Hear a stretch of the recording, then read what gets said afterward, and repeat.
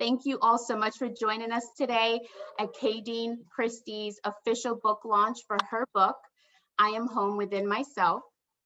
Yay! Yay! Congrats. So I'm Mona Lisa DiSaverio, and Kadine is my sister. For many of you, no introduction is necessary, really. This is just another brunch at our home. For those who are new to our family, welcome, welcome, welcome. I am beyond excited for today, really. I mean, it's been such a long time coming, and it's just an incredible moment. And I appreciate and thank you all so much for being a part of my sister's journey. Sorry, guys. So today, Kadine's going to be going behind the scenes and sharing some stories with you guys in terms of just writing the book. But we want to spend most of the time answering your questions. Thank you to those of you who've submitted your questions beforehand. And for those who still have questions and would like to ask them, please put them in the chat area for us to use later. Without further ado, we're right on time. Here's the author of I Am Home Within Myself, Kadine Christie. Oh, thank you, my darling sister, and thank you all so much. Thank you for purchasing my book. Thank you for investing time into reading it. And equally important, thank you so very much for joining us this afternoon, for carving some time out to spend with us and just to be together and celebrate something so beautiful. So I would love to start our time off by just offering up a toast, because I believe in calling us all together in this moment and celebrating it. So whether you have wine, water, or tea, will you please raise your glass with me, or your cup? And I will start by saying, may you find light, may you find love, and may you find home within yourself. Cheers. Cheers. Cheers. Okay. So I would love to start our time off today by answering 3 questions that are usually asked of authors. The first question is, what was my writing process like? So I started the book when my husband was in seminary, after I had a hysterectomy, while I decided to homeschool my 3 children. And so time was of an essence that I really didn't have much of. But what I find that I had to do was basically steal time. So if my husband was in class, I wrote a sentence. If my children were playing on the playground, I wrote a paragraph.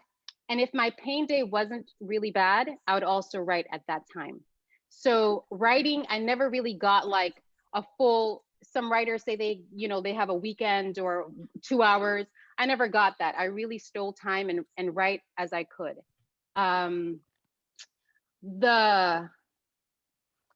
And then during the process of writing, a lot of people helped me. So I would call my mom for her to like kind of give me the historical stuff that I was missing. I called my sister most of the time when I was having a breakdown from writing about the traumas. And then I would definitely call my brother. Although he's in China, he always picked up the phone and kind of helped me laugh after I cried. A lot of people were very supportive. There are some faces here that I can see that they were people that was included in the book. And when I reached out to them and asked if it was okay to use their names, they were completely okay with it. And I'm just so grateful for all the faces. Marquita, I see Gretchen over here. Thank you so very much, because I needed your permission in order to make this happen. The second question is, why did I write I Am Home Within Myself? There's always a reason as to why we do something. And for me, writing this book was giving birth to myself as a writer and to heal emotionally. So when I say given birth to myself as a writer, I remember when I was 13 years old and I wrote a story. It was a love story. And I showed it to my mom and she read it. And while she was reading it, she was just like, this is good. Whose words are these? And I said, Mommy, I wrote it in pencil. It's my handwriting. And she's like, but where did the words come from? And I said, well, they came from me. And she was shocked, as we all are when we see that our children are developing certain gifts or certain talents. But at the time, she didn't know that I could pursue a career in writing. And so she never, she never had the information to give me. And so I never got to nurture it. And instead, I just continued to write in my journal. And when I got a phone, I wrote in my notepad. And so every time that I was going through something, I always wrote. I just didn't know that it could be a career path. And so I wrote that story. And so this book, just putting all the information together, allowed me to understand that I am a writer. And so that's how I gave birth to myself as a writer. When it comes to healing emotionally, oh my God, I think there was a year that honestly, I think I cried. I cried probably every single day. The pain was just so raw, but I didn't understand why I was crying. I couldn't figure out what my tears were trying to say to me. And so it was only in writing that I got to the place where I was like, okay, well, I don't really want to tap into that. But then I realized that the writing was giving me the gift of healing. And so that would definitely be the reason why I wrote I Am Home within myself. The third question, and the final one, is what was the easiest and hardest part of writing this book? So I wouldn't say it was easy, but I would say some of the stories were more fun to write than others. Definitely reflecting on my mother trying to fight Chuck Norris in our living room was definitely one of those moments that I just loved going back to, because as a mother now, I know that it took a certain strength to be so lighthearted, especially understanding all of what was going on with her in retrospect. Thinking about the story that the party that my parents hosted in the backyard, that was another fun story to write, because I don't know if you've ever been to a Jamaican party, but they are planning the party like 5 days in advance. They are seasoning the meat, they're buying the Heineken, they're putting things in the fridge. You are gonna have a great time. So going back to that moment and watching my parents work through what they were working through and creating this party, this hot summer night in New Jersey, and then watching all the people come and have a great time, and then watching my dad take center stage and tell the story of Nafti, like writing that one had me laughing at myself. So that was a really fun story to write. Writing about something hard it's the same thing that happens. When you're writing about something fun, you kind of like put your body back there. And so for me, when I was writing about the trauma of my older cousin molesting me, that was, my whole body felt creeped out by trying to remember that. And so there were times that I honestly, I cried. Like there was no way around, having the tears fall while I was writing the words on the computer. My parents leaving us in Jamaica was another gut-wrenching thing to write, because I realized I was 6 years old at the time when they left. And so there is this hole that was created. And just to go back, that was a painful thing, because I can't imagine being ripped apart from my mom. I think my dad had gone a while before. So I think the scar of my mom leaving was definitely, it was harder than my dad leaving for sure. Writing about brown is a poopy color and I don't want to play with your brown skin. I feel like those were other hard things to put on paper, but I think I was at the point where I understand that when you bury something in your body, it comes back to you, and it really just, it's a poison. And so I had to let that out into the world because my body couldn't contain that. The night on the couch with my father, I was just weeping the whole time, because he died so long ago. And for that to still be something that I didn't realize was hindering me emotionally, that was another gut-wrenching thing. It seems like there's so much trauma in here, because the story about Shanae, the young mother who lived next door to us, and within a night, the woman lost her baby and she lost 2 arms and her 2 legs. And just recalling us as a community at the time while she was going through that was another, like, it was frightening to recall that humanity or human beings can go through such things. So yeah, like those would be the questions that are frequently asked. And now, like, I'm excited because I get to answer the questions that are on your hearts. So Mona. No, T, that was, every time I hear it, I feel like it's the first time I'm hearing it, but it's incredible because I think just saying something gives you a freedom. But yeah, now it's time to hear from you guys, to hear some of the questions that were submitted previously. Our first question is actually from Alima. Hey, Alima, are you out there? Can you say hello and ask your question? Hello, beautiful Hi, book. Alima. Hi. Hi. I'm driving, or I would show on video. I should be home soon, but You're all good. my goal was to finish reading it before this this book review. So I'm proud to say that I got to the very last page, and it was beautiful, beautiful book. So thank you for sharing. You're welcome. My question is, I guess it's twofold. What was your mother's reaction to the book, but also what was your mother's reaction to having to leave you and her children in Jamaica?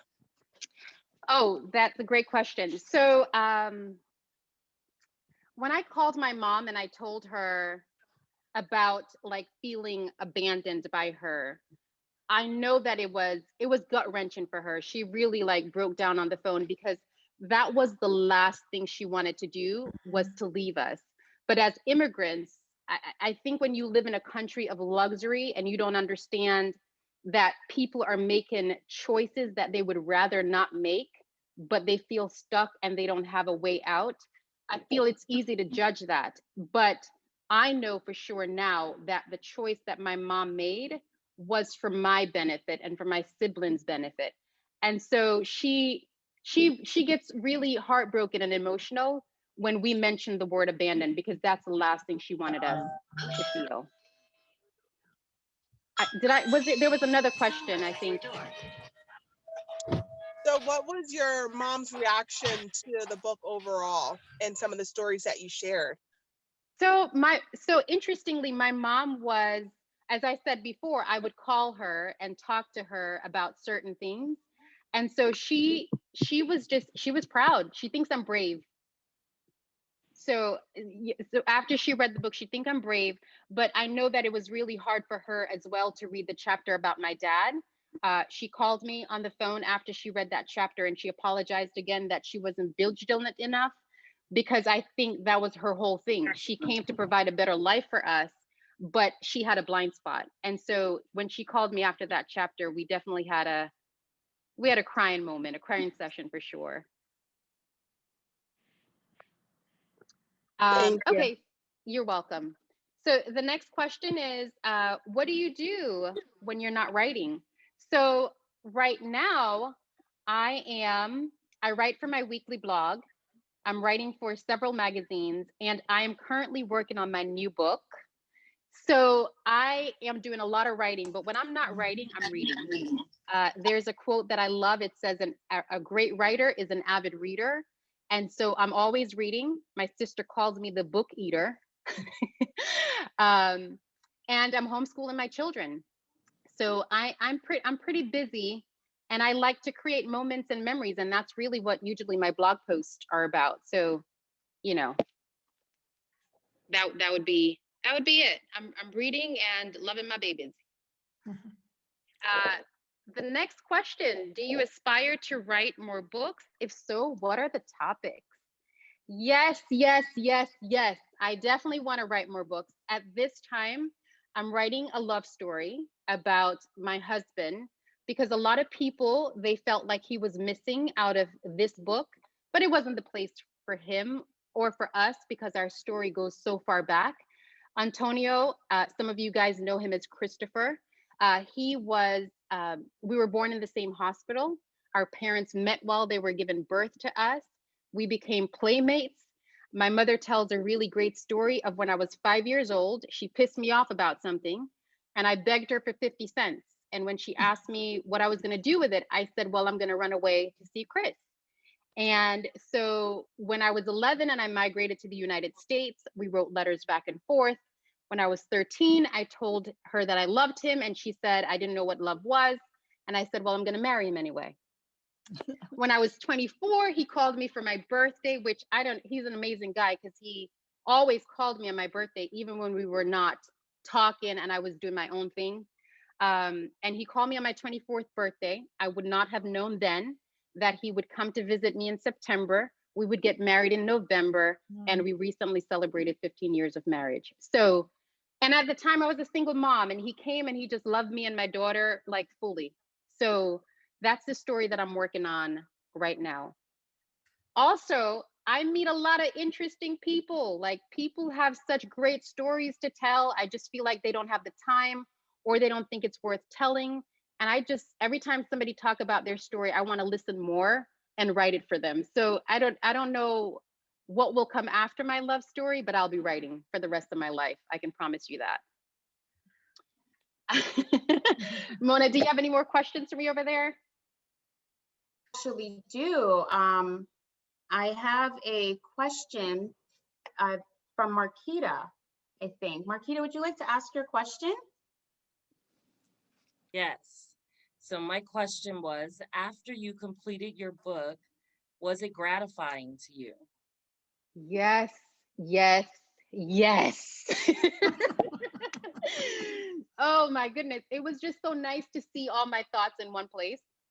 Because, you know, you can feel real scattered and unsure. And I feel like for me, knowing that I am a writer now, I can't believe I'm about to be 40 and I'm just now figuring it out. But I think that was the part that it was gratifying, and it was also empowering to be at this place where I know where I'll be pouring my energy for the rest of my life, honestly. So yes, Marquita. Thank you. I actually have a good question that came in through the chat, so I would like to pose it. This is from Ingrid. It appears family is inspiration to begin your writing career. Outside of family, are there inspirations from other writers? If so, who are they? Great question. Thank you so much, Ingrid. Yes. Okay, so Ingrid, I didn't grow up reading because in Jamaica, we just didn't have the resources. We didn't have libraries.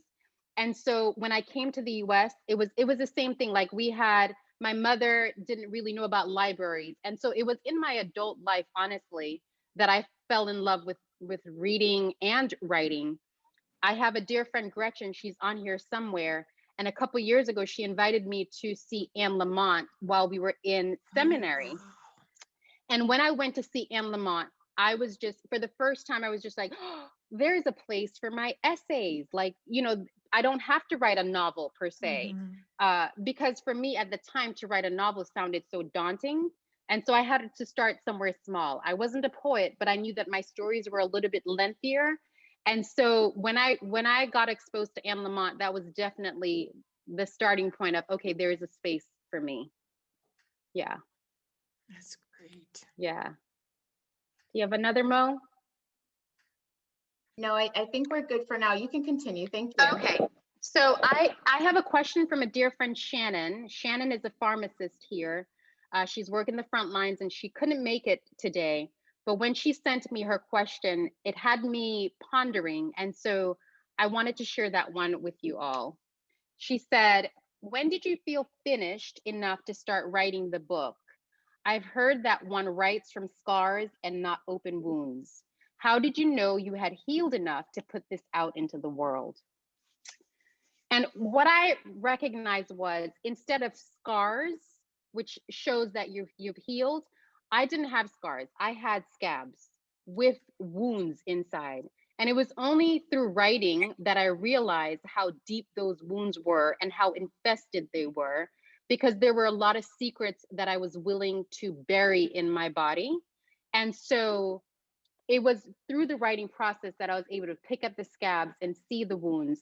And honestly, just writing some of these things, as I said before, the tears would just come.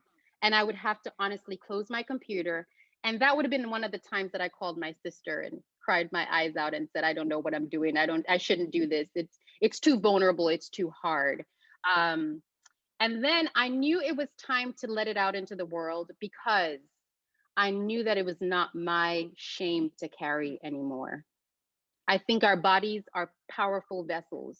And I think that when things happen to us, we bury them so deep and we don't realize that transgressions against us is not our fault. And I just realized that those things that I was dealing with was not my fault. And so it wasn't easy, because a lot of people from reading the book, they know so much about me now that it's vulnerable. But I think it is the writer's gift to the world to be honest. So that would be that one. Do you have questions, Mo, in the chat? I have some more. Yeah, I think you can continue. We're getting a lot of questions coming in, but I know that you have an outlet for that in terms of answering all the questions. So you can continue. I don't want to interrupt Okay. your flow. This is amazing. Thank you. All right. So, okay. So it says, another question is, what advice would you give to someone who's trying to write their first book? First of all, I'm just tickled that I'm even answering this question at this time, because 5 years ago, I would have never thought someone would be asking me advice on writing. I would definitely say though, if it's pulling at your heart in any way, just do it. I would definitely say get a journal. Okay, so yeah, I would definitely just say go ahead and write the book. Just start putting your thoughts down on paper. Since writing your book, what's your relationship like with your mom? I can honestly say that because I was honest with my mom about what happened, we are at a place of honesty now. So when I talk to her, there's no fear in me to express to her who I am and what's happening. And so I would say we're at an honest and a good place now. So be honest with the people around you. I think it matters. One of the things that I've learned from not telling my mom what happened is we have a responsibility to share these things with the people around us so that they can get to know truly who we are and love and honor that person. And I feel like that's where my mom and I are right now. Oh, the next question is, what was your mom's reaction to your pregnancy? My mom was disappointed. I think if you know a Jamaican parent, they're not going to go around the bush and say, fancy stuff. She was highly disappointed because she felt as though her sacrifice of coming to a different country would allow me the benefit of a better life, one without as much struggle. And to be a young mother who was not married, to her, it was, you're starting off on the wrong foot. And so she was disappointed for sure. There is, based on your experiences, how do you parent in a way that is different from how you were raised? When we had about 4 years where my parents were not there. And so when we came to the United States, though, I felt very loved and very received by my mother. And I think when I watch her do what she did with us, I knew she missed us. And in so, I learned to be very present with my children. And honestly, it is my pride and joy. I feel like that is my whole thing. As long as my kids are in my house, I want to be present. I want to hear what they have, what thoughts they have on their heads. I want to hear what is in their hearts, what they're struggling with. And so my mother's absence taught me to be very present. Hi friends, thank you so very much for joining me last week at my official book launch. We had such a great time. I got some really great responses.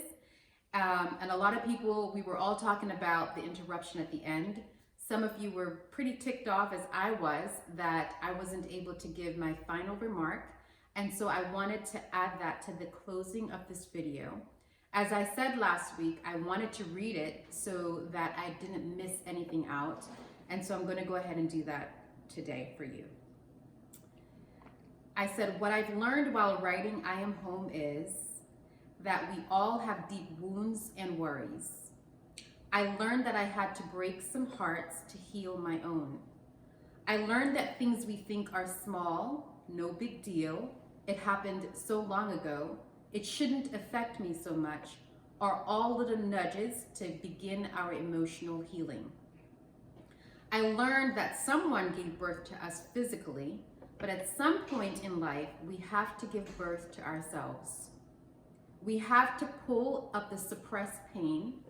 We have to push into and through them. We have to recognize that while those things happen to us, we have years ahead of us to live a fulfilling life.